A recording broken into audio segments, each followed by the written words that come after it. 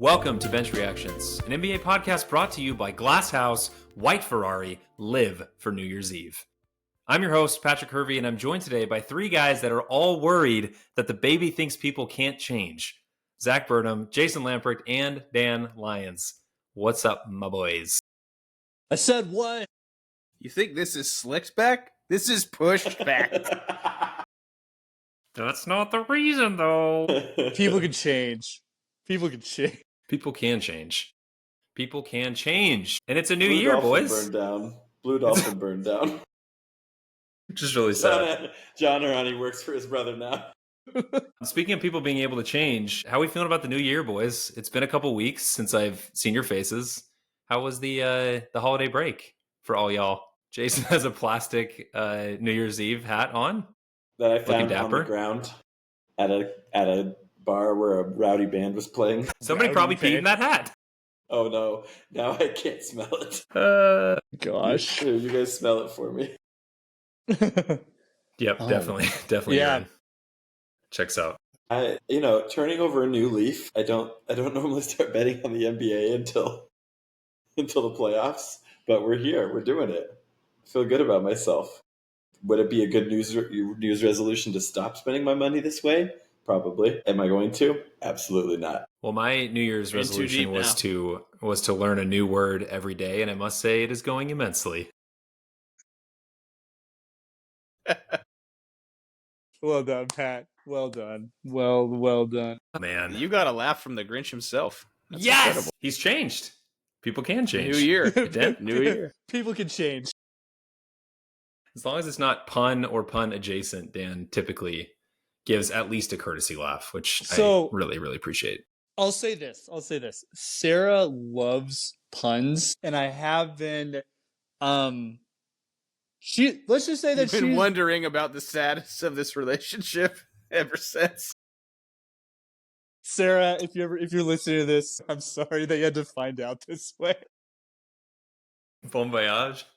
What happened to you? I'm just kidding. What I was going to say was it's like exposure therapy, right? Where she just she just keeps trying, right? But then I'm like,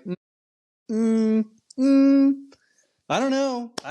There could be cracks in the armor. Is Daniel gonna fumble a baddie because he doesn't like puns? This would be an amazing episode of one of the television shows we're talking about before hitting record. Well. How the turn tables. You have no idea how high I can fly. This is already completely off the rails. We're like 5 minutes into this. It's very late, which is honestly my favorite time to record because we're just a bunch of silly guys, sitting around talking hoops. We got plenty to get to because it's been, like I said, a couple weeks since we got together to chat about the NBA and all the happenings going on in the league right now. So because it's New Year's, we'll get into this in a minute, we're going to give some New Year's resolutions on today's episode before we wrap up with Jason's Mudpie moment of the week. But first, a little bit of news of the week to get to. First off, Christmas Day recap. We have not had a chance to talk about the Christmas Day games since we recorded a couple weeks ago. And I got to say, man, I was one of the highest poo-pooers on this podcast about the Christmas Day games and the slate of games that we were given by the NBA. Basically, every single game was good. I didn't watch much of the Nuggets-Suns game because I don't particularly love either of those teams' brand of basketball. But every other game, we got some certified bangers, including one Steph Curry going against LeBron in kind of a throwback game. That shot was a double bang by Mike Breen. A double bang. In the middle of December. Who knew? Who knew such things were possible? Only Steph could get a double bang out of Mike Breen in the regular season, though. No question. I don't know if the last one was Warriors OKC in 2016. Dude, that was a double bang. I'm not even joking. I have PTSD every time Mike Breen does it because I'm just it just hurts me. I have a visceral reaction to it. That's one game. I have a terrible memory. We talk about this all the time. That is one game that is forever just etched into my brain like a tattoo. And they captured the magic again. Sorry, Zach, go for it. It was such an incredible Christmas Day, and that game specifically was Adam Silver like flashing me or mooning me or something. Like, take this, you Grinch. Are you Steph not and LeBron are entertained, here to Zachary? stay. Now why you're here? Steph and LeBron are incredible. I still love watching them. I still believe the NBA needs to promote the younger guys, but it was a great game. And almost all the games were like that. They were really, really, really fun games. Specifically, I was impressed by Victor, man. It was awesome to see him come out, MSG, first Christmas Day game, and be the guy we want him to be. So that was another thing in Adam Silver's favor. Like, there's one young guy who's going to be the face of the league doing what he should do. I don't think we should give Adam Silver too much credit here, though, because I feel like he kind of fell butt backwards or whatever the saying is. I won't say the actual saying because this is a family program. It's bare butt balls and backwards. Two backs. Bare butt balls and backwards. Oh my laughing. gosh. He's laughing. Oh. He's laughing. He's laughing. Yeah, I mean, like, I don't know. Like, I think the games turned out 10 times better than he probably even expected to if we gave him true serum. But, you know, it's the holiday season. I think all of us were just, at least I can speak for myself. I was grateful to have some legit games to watch after being very, very skeptical that we were going to get that on Christmas Day. It was a joy. How about the Philadelphia 76ers, though? My Joel goodness. Embiid overcoming his kryptonite of the Boston Celtics, and of course, Caleb Martin returning Celtics to haunt the Garden again. What a god among us, Caleb Martin. What a blessed human. He is a god among men, but like it's crazy. It's just for like one day, right? He sold his soul to the devil, but just for the Celtics. Every other day, he's maybe less than immortal. I'm pretty sure Jay would do the same thing. Stan. Absolutely Stan. That's the decision. Setting up the Sixers to go 7-3 in their last 10. Had a tough back-to-back yesterday and today, happening currently. You know, they're creeping up in that Eastern Conference. I'm not looking as dumb as 6 weeks ago. As long as they're a playoff team, I can get away with picking them to win the championship. Right? It's good. It's good for them that totally. The East is terrible, you know? Yeah, oh, completely. Because with the East being bad, there was always a chance they're going to be able to get back in the playoff picture. The real question for them, for me, is Paul George ever going to get healthy? Because I don't think the way that he's played tells me that there's something wrong with him physically. It's not just like a mental, he didn't just fall off a cliff. He's too good, especially with his kind of game. It was predicated on athleticism when he was younger, and he's still athletic now, but he became much more of a shooter, scorer, facilitator, and that skill set shouldn't go away for a 6'9" wing. I think he'll be fine. I don't know, man. Like in that clip I sent you guys of the last few minutes of the Kings game last night, I felt like he was moving pretty well. He just was bobbling the ball a ton. Like his handle was not tight at all. He was clanking everything. So I don't know if it is, my guess is it is, returning from an injury and kind of recovering. But you also never know with him. Like, I don't know. It has not been a great year for Paul George, I would say. Like the vibes in Clippers land are at an all-time high after he left, which is kind of crazy to see. Like the fact that Norm Powell came out and said addition by subtraction before the season, and we were like, okay, Norm. And now it's like, maybe he was kind of right. This is pretty crazy. Were they all just jealous of his podcast? Having friends myself that are jealous of our podcast, I think probably. Hey, if they want, we have an open forum for any player who wants to come on. I don't know if you guys saw this, but I don't know if my parents posted it on social media, but we got a shout out in the Hervey Herald this year in our family Christmas letter. Let's go. It's because your boy has no other hobbies. Was there a QR code on it for them to follow to get to the Spotify page? There was not, but there should have. I'm going to text my dad immediately after this and say, Father, put this QR code in the letter right now. Dad, if you loved me, there would have been a QR code. I hate you. Please put a QR code in. Don't name drop the podcast without a QR code. Don't try to ride off my success. He's just jealous, I think. He's just jealous of our success. Well, one team that did not play on Christmas Day was the Miami Heat. And the situation with one James Butler, I don't know if his name is James. Is it James or is it just Jimmy? He seems like somebody that would just be named Jimmy. Yeah? Somebody look it up. Apparently Jimmy is not getting traded. Like, so my 2 cents on this, Pat Riley came out last week and said, we're not trading Jimmy, but like the typical Pat Riley thing, right? Putting his foot down, whatever. I don't know. I feel like it was a pretty obvious let's up the ante on what these trade offers are that are coming in. My guess is that the offers they've been given so far have been poo-poo, and he's just trying to get more, but it's not looking good in Miami. You had the interview with Jimmy Butler today or tonight after getting absolutely blasted by the Pacers, where he basically was like, I think the reporter asked him, like, can you find joy playing basketball here in Miami again? And he's like, no. So, well, and he specifically said, within the next few days, we'll find out where I will be playing, basically, which I think kind of went underrated. I missed that. In that he was like, I got to figure out where I can get my joy back on the court. Wherever that is, we'll find out within the next few days. Wherever. How did I miss that? Yeah. I don't believe that Pat Riley quote for one gosh darn second. Yeah. Absolutely not. Right? Like, I think that the other teams have just the leverage in this situation, right? Where Jimmy's like, well, I want to go to like a contender, yada, yada, yada.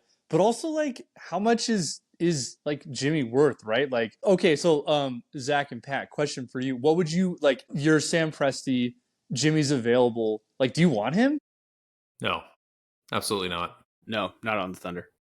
That's what I'm saying. It has right? to be a very specific type of team. I mean, I think that the teams we've talked about, Golden State, Houston, but even Houston, I think, has come out and said, nah, like we're good with the team. I think they may be taking the Sam Presti approach from last season, where it was like, we want to see what we've got and then we'll reassess next summer. Is it Golden State or bust at this point, Zach? What do you think? I think Dallas wants him more than any other team. I think it's Dallas that's going to try to go hard, try to do 3 or 4 team deals to figure out a way to get him on the roster. I just don't see it being possible, especially with the CBA. You have to match salaries perfectly. They'd have to send like 5 players back just to match that salary, unless Kyrie Irving's going back, and that's not happening. Does he even make sense on that team? Like, I don't understand that. That team has an old mentality. They have a bring in stars. We want stars. I wondered if that went away a little bit last year when they picked up Gafford and PJ. But when they went out and got Klay Thompson, that was them telling me, like, oh no, we want to put stars around these guys. We want to try to form our own big 3 or whatever. I know Phoenix also wants to do the same thing. They want to bring Jimmy in. I don't see how it gets done without Bradley Beal being involved, though. Trade clause, baby. Y'all, lightning is struck. Get ready to hear some just an incredible idea coming from over here. The 9th place Detroit Pistons for Tobias Harris. My gosh. Tobias Harris over me! I love Jimmy in Detroit. He's felt like a Detroit player for a long time. Yeah. Right? Wouldn't that be fantastic? I mean, and we're already past December 15th, right? Like, so they, because they just acquired Tobias in the offseason. For Tobias Harris would just it's Shakespearean at this point, right? Like, I could see Pat Riley spite trading him too, being like, oh, these are the places you gave me that you want to go to. How about you go to Detroit instead? Have fun. Look, if they traded him Pat Riley know Jimmy Butler loves hot dogs.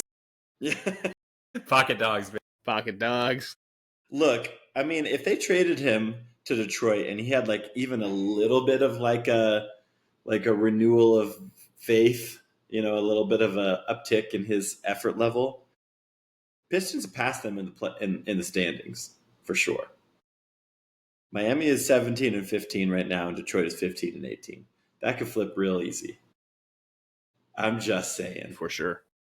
What about this? What about a straight up flip for Paul George? Dude, I was just thinking that. I'm like, man. Philly? Put him back, baby. Back. I love that idea. I'm in. Him. Hey, Pat, can we get some Peaky Blinders Les Mis again? It's not Peaky Blinders, bro. Peaky Blinders are not from Ireland, Dan. They're from Birmingham. Come on. Get with it. They're different countries, bro. Peaky Blinders Les Mis would just be Les Mis because Les Mis has British accents. They don't have Irish accents like the Banshees of Inisherin. Daniel. No, Arthur would be like, can we get some empty chairs and empty table for here?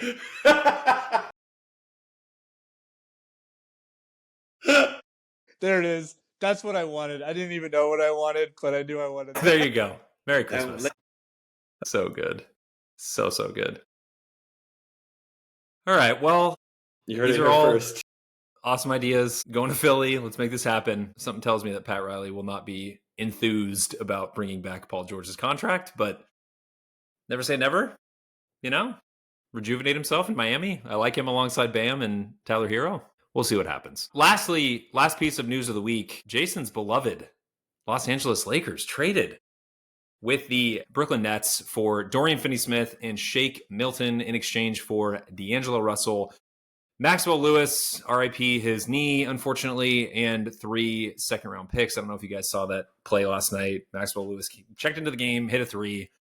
Jakob Poeltl immediately fell onto his knee, and I think he may have torn his ACL, which is super unfortunate. But, Jay, how are we feeling in Lakers land about this trade? I think what needs to be said first is that D'Angelo Russell is unappreciated.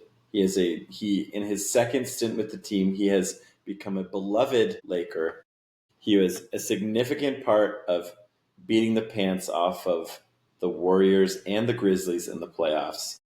And just because he struggled against the Denver Nuggets, like every single player on the Los Angeles Lakers does not take that away. D'Angelo Russell is a beloved Laker. He'll have a statue in my heart. I was just going to say, you think he's going to get a statue outside of the crypt?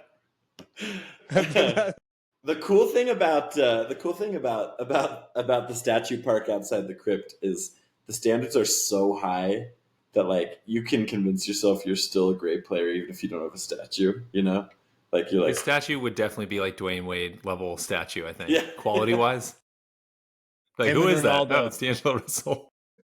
Oh, man, and love you, D'Lo. But this trade makes sense for this team, man. Gabe Vincent's recent surge in play made it even more palatable to lose one of our big rotation guards like D'Lo. D'Lo did have a really good plus minus on the team, but Gabe Vincent, and of course, y'all thought I wasn't going to bring him up. Max Christie's current play also made it possible. There it is. And guess who has 21 points on 7 of 11 shooting, 4 for 6 from 3 in the third quarter right now, putting the Lakers up by definitely more than 7.5 points. That's Max Christie, y'all. Woo-woo! So with them solidifying the guard spot, they could use D'Angelo Russell's contract to address the biggest need on the team, which was to have a actual bona fide 3-and-D player, and that's Dorian Finney-Smith, while also bringing in Shake Milton to kind of see if he can be a little D'Lo light. To do that just for second-round picks, do that any day and twice on Sunday. Very happy. I still think this team's ceiling is tied to if LeBron and AD can be LeBron and AD from 4 years ago. That is a TBD, but team makes a lot more sense now. Very happy about it. DFS is actually having the best year of his career. He's averaging 10 on 45 and 43 from 3. Here's the interesting thing about him, though. He doesn't get to the line. He doesn't create off the dribble. He doesn't rebound for a guy who mostly plays the 4 these days. But what he does do well is hit threes and defend the team's bigger wing. He's not really the kind of defensive player who can take the guard assignment, but there are a lot of teams that still have those apex wings that DFS is perfect for guarding. So I actually like him as like a guy who splits the difference between Hachimura and Vando. Hachimura all offense, Vando all defense. DFS is right there in the middle. And then those two, speaking of which, Vando is now practicing. Hopefully he's going to be back within the month. So those two, Hachimura and Vando, can be sort of like this bench mob unit. And their depth got a little bit better, I think. Because what you said, Max Christie is playing like a legitimate rotation player, starter. And I actually think he's the linchpin of this trade. If he doesn't play like this, they might not make the trade. But now they have a guard rotation that can at least hold serve, and they improve their front court. So it's an absolute win. I still think they are a piece or two away from being back in contention, even if LeBron and AD are LeBron and AD. If those two guys play up to their talent level, then I think those pieces that they need are just depth pieces. Maybe one guy to sort of give some reinforcement to Max Christie or allow Max to come off the bench again or something. They don't need another star, but if those guys aren't stars, then you're still looking for something bigger, which isn't going to happen this year. All right, let's move on, boys. It's time. The new year, it's upon us. And with that, at least for some of us, I think will come some New Year's resolutions. This is a time where we focus on changes we want to make and new habits we want to form, new year, new me. For this segment, we all brought 2 changes we would like to make or things we would like to see within the league from now through the end of this current season. This could be related to the league as a whole or to a coach, a team, a player, a scheme. Really no parameters on this, so let's get crazy. Dan, why don't you get us kicked off, sir? What did you bring as your first New Year's resolution? So this one is about the league as a whole, and this as it relates to discourse. So we've heard a lot lately about the product is stale. There are too many 3-pointers. The ratings are down. All of these things, right? It's common to complain about the state of the league. And so my New Year's resolution is to really celebrate basketball, right? Like the league is so good, right? Like there are so many good players. There's so many incredible teams, incredible coaches. Like everybody is so skilled. There's a lot of, to use Pat's new word of the day for this year, teams that are immensely good. That the discourse, right? And this is something I feel like we lost with Zach Lowe when ESPN fired him. Zach Lowe was somebody, right? In his 10 things I like and I don't like column, that was a nationally syndicated column about like, hey, here are some things to celebrate. And he celebrated small things and he celebrated big things. But just that voice of like, hey, remember that there are really, really good things happening. That has, I feel like, gotten lost in the discourse over the past, few months. Basically, like since the Olympics or the start of the season, right? We had this huge high with Olympic basketball and FIBA and international play and everything. And now it's been here are all the things that are broken. Well, not everything is broken. There are many, many things that are good. So New Year's resolution number 1, let's celebrate the good things and remember to embrace those things why we love basketball in the first place. Chef's kiss. Beautiful. That was amazing. We should have put that one last because that just made my heart warm. Downhill from here. Yeah, I find it a little ironic that like people that are very, very close to the NBA, a lot of NBA media pundits are choosing to like take a giant dump on the league instead of like, I don't know, trying to make people excited about it. I'm like, I don't understand this approach. Like, are you trying to make people hate the NBA? What are you getting out of this? Except maybe clicks on the video that you're posting, which is honestly probably the answer. But it's just unfortunate. Like to your point, Dan, there's so much to like about it, so much to love. Like I think the game is better than ever, and a lot of NBA people have talked about that on podcasts. Like in terms of the play, the sheer gameplay, and the athleticism of these dudes, like this is unlike anything we've ever seen before. So let's take some time to celebrate that instead of crapping on it. Sure. One thing in particular that I want to celebrate, and I think I brought this up in the chat, but just to mention, I'm going to throw out some names. Kobe Bryant, Dirk Nowitzki, Michael Jordan. So these are all players who are known for their mid-range games. Who? Him? Players known for their mid-range games and pundits across are like, oh, too many threes, we're not shooting enough mid-rangers, yada, yada, yada. Shai Gilgeous-Alexander is having one of the best mid-range seasons of all time. It's the best by a guard. I think I said in the chat that it was better than Kevin Durant. I was wrong. Kevin Durant has had the best mid-range season of all time, like absurd, like 60%. And so I think in terms of mid-range, he's the king. But Shai is having an unbelievable season from mid-range. It's such an important part of their offense. And it's just, especially in the discourse around like the league is taking too many threes. There's a homogeneity among the league. Watching Shea is a joy, right? Like, and even as someone, I'm not an OKC fan, but just like watching him play, he's such a unique player and on such a good Thunder team. I know I said I was only going to talk about one thing, but both the Thunder and the Cavs right now are pacing for over 70 wins, right? I don't think that either of them are going to get there because that's just like insane to do it. But to have two teams that are playing historically amazing basketball right now is incredible. And Shea's mid-range game is absolutely an integral part of it. So it's so cool and it's so fun to see and fun to participate in. Should we just stop the pod there? Should we? This is just weird because my New Year's resolution was to be more of a hater. You're doing great. I don't know. I don't It's going know how immensely that for you. fits with the vibe right now. Just kidding. It wasn't. You can't hate when you're wearing that hat. Let's be honest. I did see someone's tweet that was literally my New Year's resolution is to become more of a hater in 2020. I mean, that's perfect for social media because I think that was Damon. I think that was Damon Rangul. Yeah, Rangoon. Yeah. Lakers Twitter extraordinaire. I love my people. I love we're out here. Well, I'm gonna go next. I'm gonna take Dan's positive vibes and flip those on their head because my first New Year's resolution is I'm done watching guys go down with injuries, man. I don't know if it's because it's so concentrated to like players that I really love to watch, but watching Jaden Ivey go down last night after Cole Anthony, I mean, there was a loose ball, kind of a bang play. Broken fibula, I think is what it is. I mean, you could tell immediately the second he got hit that it was like, this is bad. You had, trainers coming over, putting a towel over his leg, people huddling around him so the cameras couldn't see.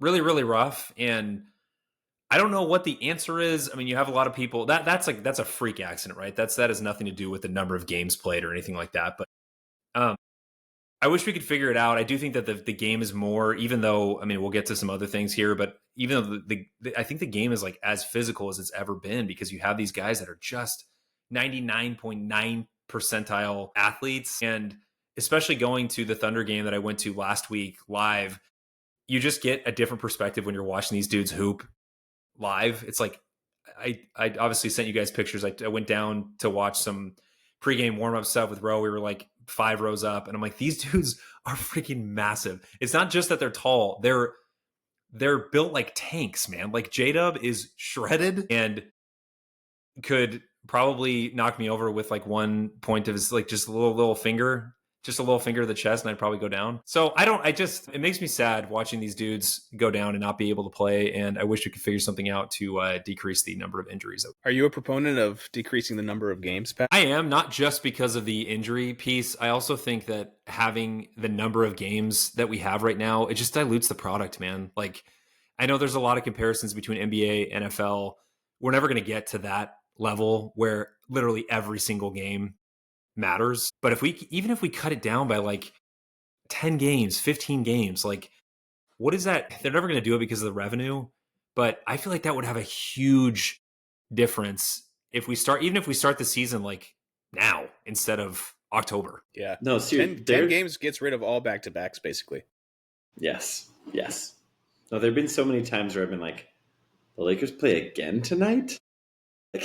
Like, what is going on here? And then people are like, why are the ratings down? I'm like, it's because it's obviously not to the level of baseball where it's like, there's a game every day for 8 straight months or whatever. But it's a different sport, man. Like this is it's become a contact sport. Like it's super intense. And when these guys are going as hard as they are, I don't know, man. Like normal people have other stuff going on in their lives. And I think they like want to, I don't know. I think there are a lot of people who want to be able to say that they watch every game or that they're like, they know everything that's going on with their team, but it's just like, it's not going to happen. It's like impossible almost for most people. So it's like this weird guilt complex, I feel like. And you just, when you like, don't know what happened in the last game and I don't need to go down this rabbit hole, but you don't know whether your favorite player is going to play that night and everything. I think it's really frustrating for a lot of people, and if less games helps with all that, I think. All right, Zach, What's your first New Year's resolution? So this resolution is a solid refrain for all of us around New Year, I think, but especially applicable to some of the actors in the NBA. And this is the figure out what you do resolution. We all need to figure out what we do. Specifically, there's a whole list. There's a whole bunch of people I could bring up in this for this resolution. I'll just name a few. We got Pat Riley. Dude, pick a lane, bro. Either support your leading man or trade him. Look, I would be hesitant to sign Jimmy to a long-term contract. I totally understand that. But if you're not planning to, why would you rebuff trade ideas at all? It's not a negotiating tactic. You're still having the conversations with the teams that want to acquire him behind, the media veneer or whatever. So they know that you're open to talking about him already. There's no tactic here. Like, if the CBA makes it too hard to deal him, which might actually be the case, just go to him and be like, sorry, dude, we aren't trading you. Play hard. We'll work on it in the offseason. Like, you can do this without being the way you're being. Figure out what you do, Pat Riley. You got the perennial Wizards. I'm not going to talk about them any more than that. They belong on this list. The Sacramento Kings, here we are again. Scapegoating Mike Brown, guy who won Coach of the Year a year and a half ago, right? Jason likes it. The rest of us not so much. And they're already back. And now they have to talk about letting De'Aaron Fox walk. Nope. Figure out what you do, Sacramento. Utah Jazz have been here a while. They're kind of starting to get it. I think they're getting some hints from a little bit south in Provo that they need to prepare for some guys coming their way, maybe. So finally, Utah's starting to figure it out. But hey, figure out what you do. Stay where you know you should be. The biggest one, though, this is where I wanted to get with this. The Chicago Bulls. Be bad. Preach. Figure out what you do. Look at that roster and don't try for a play-in spot, man. I think they're at 9th now, but I think as of yesterday or 2 days ago, they were 7th in the reverse order rankings, which would have meant that they lose their top 10 protected pick to the San Antonio Spurs. Which it would be the most Bulls thing ever for them to lose their pick.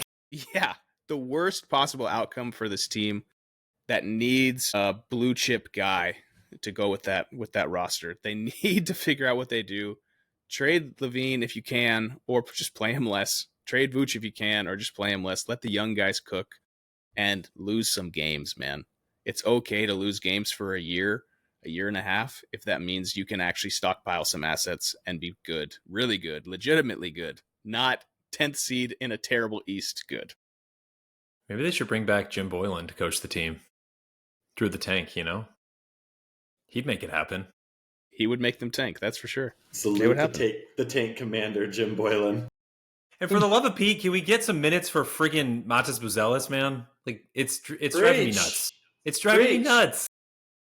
It drives me crazy. What are they doing there? What are they even doing? Last year, I basically gave this same award in a way, but it was to the Thunder. Thankfully, they've started figuring it out a little bit, what they need to do. They got Alex Caruso. They got Isaiah Hartenstein. But don't stop there. If you figured out, actually show that you figured it out, go get that one thing you're missing. A big wing, a 4. They still need that one piece, man. And you have all those assets to trade. Figure out what you do. Zach, just know that my second New Year's. Okay. I cannot wait for the bench reactions after dark for when the Thunder trade for a big power forward. And somebody really not that good but fits the need. Gordon Hayward came back from retirement. He's coming back to the Thunder. We're gonna have the full Giannis and Dame pair up, Brad, but just for the Thunder trading for. You know who we could have easily acquired? Rui Hachimura. One of our many first round picks, Dorian Finney-Smith. Yeah. Yep. I don't at he some would have point fit that need perfectly. We have too many guys. You gotta do something. You gotta do something with the picks. We can't just keep drafting guys. All right, Jay. What's your first? I know. Yeah, exactly. I was Sam was watch me. Sam's gonna lobby the league to let him have 18 players on the roster. You actually might. It's no, but the development though. The development. All right, so my first one is a pair of rule changes that I think the league should experiment with. The first, I think, is ready actually to just go in at the NBA level, which was which is increase the number of fouls to reach the bonus. And increase the number of fouls to reach the bonus. Beautiful. / this is kind of 3 rule changes technically. / abolish all free throws for fouls that occur on your defensive end of the floor. Amen. Even if they're in the bonus, if it's a loose ball foul or an offensive foul, it should not be free throws.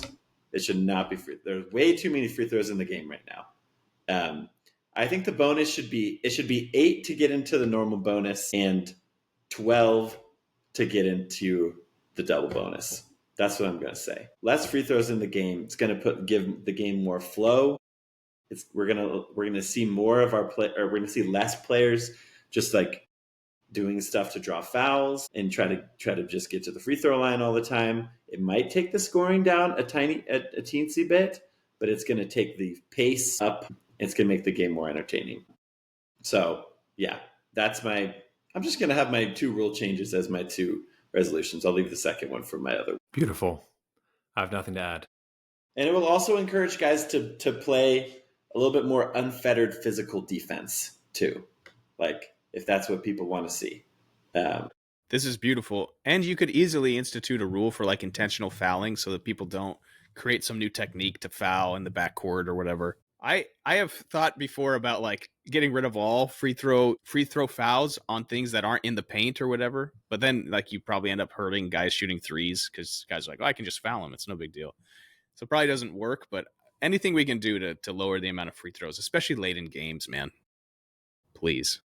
So the late in games thing, the only thing I have to add to this is I saw a tweet that was like, when my wife says she's going to be 5 minutes, I understand it as 5 minutes left in the basketball game with all of their timeouts left. We have the exact That's really same good. algorithm, baby. I know we do. One. I know we do. Amazing. Dan, was your second resolution to spend more time on social media, or is it something else? No, it's definitely to spend more time on Twitter. It's a great place, really uplifting, makes you feel great about yourself. It's perfect. I'm like, oh wow, yes, these are all the things that I already think. It's amazing. It just fed back to me. No, so my second New Year's resolution, and I know it doesn't really work for this year, but it's like a New Year's resolution for me. And you'll see what I mean in a second. It doesn't work for this year because I have come around, I've repented, I've recanted, and the Jazz should trade Lowry. Whoa. They should. It works for this year, man. This summer. Yeah. That's this year. Right. I mean, I'm Zach, Not not this Zach's basketball year. like this season, this look Zach's again. reaction when you said that, it was totally Pierce Hawthorne. Like, Pierce, don't you have something to say? No, I don't. But I do have a prepared statement. What I understand, actually, it's not what I understand. It's who I've seen. And that's AJ DeBansa. I'm like, yeah. I'm like, yep, they need to trade Lowry. They absolutely need to trade Lowry. And that's my New Year's resolution. I know I was dug in, which is my right as an American citizen. But you know what? Also, like an American, it's a free country. People can change. I was afraid that the baby thought that I couldn't change, but I can change. Trade Lowry. Sorry, Zach and Pat, that it can't be for this year, but you know I'm eyeing them tasty OKC first rounders. And hopefully this summer we will meet again. I think you waited too long, unfortunately. I don't think Presti's going to go near that anymore. From a money perspective, I'm not sure that will work with the upcoming looming extensions for J-Dub and Chet, which are not that far away. But wishful thinking, too little too late. Sorry. It's amazing. Jazz fans, they really, really wanted that 10 seed, man. They just kept pushing. No, we got to keep him. This team could be good. Hey, have faith in your guys, man. Stick with your guys. I'm for that. Remember when they were like 8-2 after the first 10 games?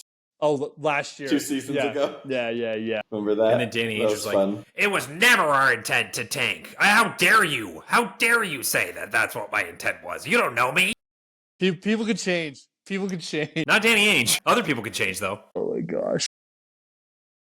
Danny Ainge is totally the grandpa in that sketch. It's like Tim Yeah. Robinson goes up to him and slicks his hair back. That slicks back real nice. Real nice. We literally have YouTube evidence of it being a piece of shit. That's true, actually. Ugh, I forgot about that. Gotten fist fights on the court. Pissed off Robert Horry so much that he threw a towel at him and was traded to the Lakers and then made the Lakers win 3 championships. Yeah. All right. Well, let's move to my second New Year's resolution, which I'm going to keep short. And it's time to bring back Zach Lowe.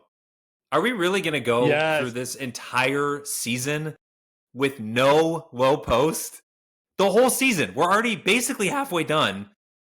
He's been posting on Twitter and stuff, which is great. Like, I enjoy reading his tweets, but it's not the same as, dude, I need week to week content from him, bringing guests on, bringing his like special dad joke magic that for some reason Dan appreciates, but he doesn't appreciate when I do it. We'll have a discussion off camera about that. But anyway, I miss having him in my life, and I want him to come back, please. Fantastic. Yep. I will say I feel the joy and relaxation oozing off of him through his tweets and his Instagram posts. Like, I feel that he's just enjoying basketball. Like, he's clearly he's watching just as much, and he's going to like so many games, and he is clearly like as plugged in as he's ever been, but he's doing it in a relaxing way. And I just love that for my guy. You know? There's no pressure, man. I guarantee that ESPN gave him a nice little severance package to ride off into the sunset, and he's just living his life. Been straight grinding for like 15 years now, and he's just living off them spoils. He'll be back. Just go host only a podcast. Like, if writing is time, it belongs to all of us. Who is he to decide when to come back? You live through me. Zach Lowe, come on Bench Reactions once a month for the rest of the season. Yes. Tag him. It would be kind of cool. It would be really, really cool if he went on like really obscure podcasts, like once a week, just for the rest of the season. Boosting him up like crazy. It would be so cool. I would love that. Maybe I'll hit him up on Instagram DM and check your DMs. Become best friends. Like, he could hook you guys up with some of his writing contacts. You guys become famous. You take us along for the ride. We buy houses in the same cul-de-sac. You guys get famous. We know who would get famous on this pod. Not me. Dan. It's Dan. No, I actually don't. I don't know how your guys' squares are aligned. I was going to say everyone on this side. Just know that you are all famous in my heart. All right, Dive Zach, what do you got? So when New Year's comes around, we all tend to think a little bit about how we can improve ourselves physically. Maybe get on a diet, maybe shed a few pounds. Well, that can be applied even to some of the elite athletes in the NBA. I could talk about a few guys here, like I did last year about Zion, but I'm not talking about Zion this year. Because as you know, I am a beacon of generosity, magnanimity, maybe. So this resolution is offered to an augmenting sworn enemy in the Dallas Mavericks, specifically one, Luka Doncic. Look, I don't want the Thunder to win without having to go through the real challenge. I have no interest in them being the representative of the West in the way that the Celtics were last year for the East. Obviously, injuries always play a role in the playoffs, but the less the better, as you already said, Pat. So specifically, I think the Mavericks are probably one of the one or two most likely challengers to the Thunder in the West. And I want Luka to be healthy, and he's not right now. Let me read this tweet to you guys about Luka and his recent injury history. Since 2001, he's missed only 24 games, but 12 different injuries to his left leg. Always his left leg. The most recent is a calf strain. We don't know how long he's going to be out. He might be back sooner than we thought. Early reports are like a month, but it looks like he could be back any day. And I'm just worried. This needs to be addressed. I don't know what steps he already takes, but can he please just go talk with like LeBron? He has access to these guys. He has all the resources he could possibly want that us regular Joes don't have. Get on LeBron James's like $1 million per year, take care of your body regimen. You know, get that chef and that personal trainer and all that stuff and just do it, because being deprived of Luka and his greatness in any way is not worth it for the league, man. This guy should be, probably will be an MVP and a champion and an all-time great Hall of Famer. Luka, take this resolution, figure yourself out. Figure out what you do. Again, no, I'm just kidding. He knows what he does. I think he could do a little bit more to take care of his body. One thing he does for sure is he definitely eats all of the fully loaded nachos, right? Luca, how many hot dogs have you eaten today? 3. Well, that's why you're starving. We've been talking about this for years, man. He came into the season not looking like he was in shape at all. It's like, did you even work out this summer? And I know there's the whole like guys play themselves into shape, but I'm actually surprised that he hasn't had a worse injury before now, just with his conditioning in general. Like, it hasn't mattered. He's still incredible, but do something, my guy. Come on. Yeah, for me, it's not even about like the conditioning and stuff or how he looks or whatever. It's just so you can stay healthy. Do what you have to do to stay healthy, especially when playoff time comes around, because we need Luka in the playoffs. Luka in the playoffs is one of like the wonders of the NBA to behold. Like it was enough a couple years ago. I think it was his first time in the playoffs, 2021 maybe. And my wife and my mother-in-law were watching the game with me, like, who is this guy? And they were enraptured by what they were seeing. Like, this guy has magic. There's a reason they call him Luka Magic, you know. I think it was the bubble, right? When he hit that game winner against the Clippers in the that's right, first 2020. round. That's right. Yeah. That's exactly when it was. Yeah. Yeah. Yeah, he's a playoff killer, man. No doubt about it. All right, Jay, I'm going to say bring us home with your final resolution, and then we can parlay that, if you will, into your Mudpie moments of the week. Okay, you know I like that. So, the NBA likes to do this thing where they experiment with certain rules in the G League to see what it looks like, see if they like it. Famously, the Elam ending was first introduced in the G League, where the game ends with a target score instead of just the clock running out. Obviously, that was never going to make it into real NBA games, but it's made into the All-Star game, and I like that. This year, they're experimenting, or the last few years, they've been experimenting with like a single free throw instead of 2 free throws in some situations, and that the single free throw is worth either 1, 2, or 3 points in some situations. That's fun.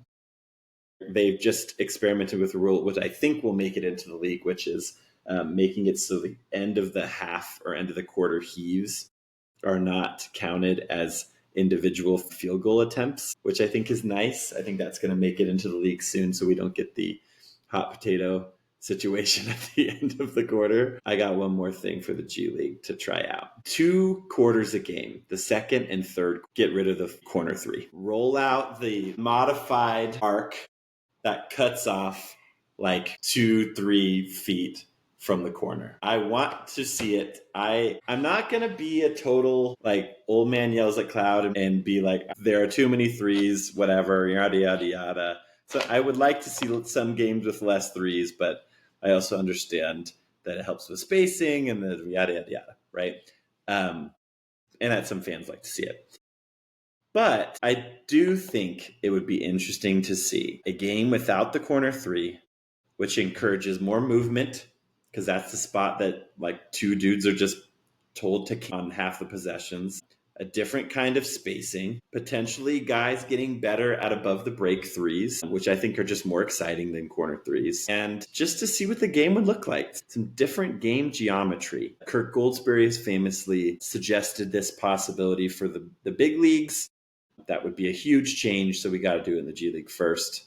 But I want to see it. I want to see what it looks like. The G League's the perfect place to do it. I don't want to do it for full games because I don't think, I think we need our G Leaguers like practicing corner 3s if they're going to make it in the league. But I want to see it. You. I want to see how it looks. Let's do it. Come with me on this journey. What say you? I was going to start singing Come With Me, and you'll see, since you watched Wonka and absolutely eviscerated it on Letterboxd, but I'm not going to do that. I'm not going to do that to my boy, Timmy. How dare you do Timmy like that, man? I support Timmy. I just don't always support the decisions he makes. But I do support my guy getting that paper, because he got that paper for Wonka. And that's what allows him to make some of these other smaller films. Right. Small You example. go on College Game Day, you know? Dune Part 2. Yeah, I was gonna say and a small. complete unknown, which he absolutely smashes on. No, little films like Bones and All, which I still You suggest. freaking love Bones and All. I do love Bones and All. I also love Bones Highland. I just figured I should throw that out there. It's Free still here Bones. for Bones Free Bones Highland. Island. I hate the Free bones. I hate the bones. Bones are the money. So are the worms. For the mud pie, I do not have a mud pie prepared, but I do have a prepared statement. There it Kang's is. going Kang. Oh gosh. This is so perfectly timed for you. I just, being a fan of a team that fired Mike Brown super prematurely in 2012, leading to one of the most disappointing seasons in Laker history. I know that is always a bad idea. It's always a bad idea to fire Mike Brown midseason. Mike Brown is a very good coach. He has led the greatest resurgence in Sacramento Kings basketball in 20 years. It is not Mike Brown's fault that this team is fatally flawed. And I promise you that Douglas Christie is not going to do a better job coaching this team than Mike Brown. Doug Christie sideburn, take that, your first game L from the Lakers, sucka. But this is the Sacramento Kings. This is the team that fired Mike Malone and made him become the Joker that is Michael Malone. This is the team that ruined DeMarcus Cousins' career. This is the team that ruined Jimmer Fredette's career. Free Jimmer. Justice for Jimmer. This is the team that inexplicably, we don't need to relitigate this, but inexplicably took Marvin Bagley over Luka Doncic. And this is a team that that went 20 years without making the playoffs because they have a terrible owner and their fans deserve all of the pain because of the one of them that poisoned Kobe Bryant during the 2002 Western Conference Finals. And so, in summary, bon voyage, Sacramento Kings playoff chances, and bon appetit, my futures Kings will not make the playoffs bet that I made before the season. You're welcome. I think I owe you a dinner that season. I think that's what the bet was. They told me that. They said that to me at a dinner once. Don't want to take too many victory laps because it's not over yet. Here's my They question. also... Sorry, go ahead, Zach. What happened to DeMar DeRozan? What's happening to him? What's happening to a lot of wings? Good wings. Are they just old? Paul George, DeMar DeRozan, Jimmy Butler. But Jimmy Butler has another reason for his. But I mean, they are all old. They're all mid-30s. I think DeMar is unfortunately in a pretty rough situation for the skill set that he brings to the table. Like, I just don't, the fit there. I wasn't like crazy about it when the trade happened, but I was like, look, DeMar has enough talent to, big for them to figure this out. And they've kind of been like a run and gun type team the last couple of years. And that's definitely the opposite of his game. So I don't know. It's tough to watch because I love DeMar. I was going to add, it's not just that they fired Mike Brown. It's also the way in which they fired him. I don't know if you guys, I'm sure you saw that he was at the practice facility, was in the car on the way to the team plane to get on the plane with everybody.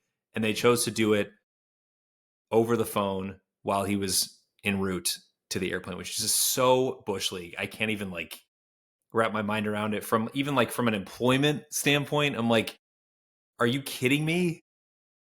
This is supposed to be like a professionally run organization, and that's the way that you do this. It's crap. Yeah, they basically Lane Kiffined him, and he's like the least Lane Kiffin guy of all time, like the most classy dude, nicest guy, really, really solid coach. Absolutely going to get another job, and should. Yeah, just can't believe it. Unbelievable. You know who would agree with you, Pat? George Clooney's character from Up in the Air. It comes full circle to a movie that I think is extremely overrated, but Dan loves. But he doesn't believe in love because he doesn't like the holiday. Right, Dan? Nope, don't like the holiday. 2.5 Get out of stars. here. Get out Dan- of here. Stand by it. I love what Letterboxd has done to the pod. It's tearing us apart. but also bringing us together in beautiful ways. Most of the time, Two and a half on my scale is just like, that's a decent film. So I think you're still saying it's fine. decent. Yeah, I'm like, that's how I feel about Pirates of the Caribbean, but The Curse of the Black Pearl. No, you've been influenced. You've been influenced by your highfalutin movie friends and stuff. There's no way. You said you'd no say way that. 2004, Jason was like, Pirates is not a good movie. That's true. I have different tastes than I had in 2004. I'll admit to that. All the people in his Criterion Club have been in his ear.